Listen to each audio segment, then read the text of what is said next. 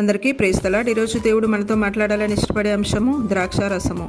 సామెతలు 20:1 ద్రాక్షారసము వెక్కిరింతల పాలు చేయును, మద్యము అల్లరి పుట్టించును, దాని వశమైన వారందరూ జ్ఞానం లేనివారు.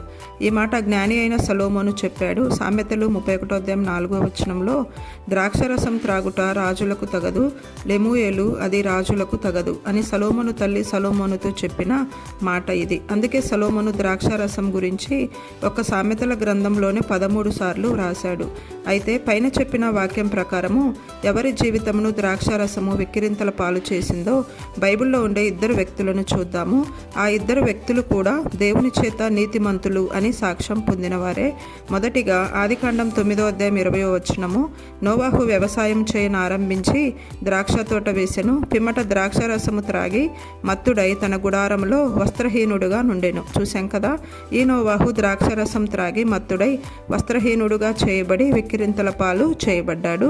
ఆదికాండం 7:1 యెహోవా ఈ తరము వారిలో నీవే నా ఎదుట నీతిమంతుడవై ఉండుట చూచితిని అన్నాడు. ఈ నీతిమంతుడైన నోవాహు ద్రాక్షారసము త్రాగి మత్తుడై వస్త్రహీనుడయ్యాడు. రెండవది ఆదికాండం 19:30 నుండి 38 లోతు కుమార్తెలు మనకు కనబడతారు.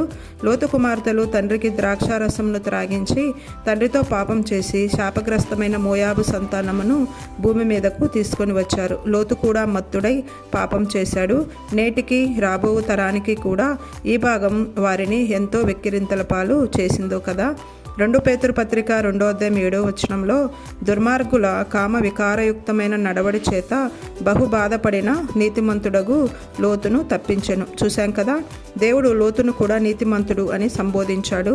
ద్రాక్షారసము వెక్కిరింతల పాలు చేయును అనే మాటను బట్టి తన తరము వారిలో నీతిమంతుడైన నోవాహు సొదొమ గొమొర్రా ప్రజల మధ్య వారి దుర్మార్గంగా నడిచిన వారి మధ్య నీతిమంతుడని పిలువబడిన లోతు వీరి జీవితాలను ద్రాక్షారసం నిజముగా వెక్కిరింతల పాలు చేసింది. Praise the lord.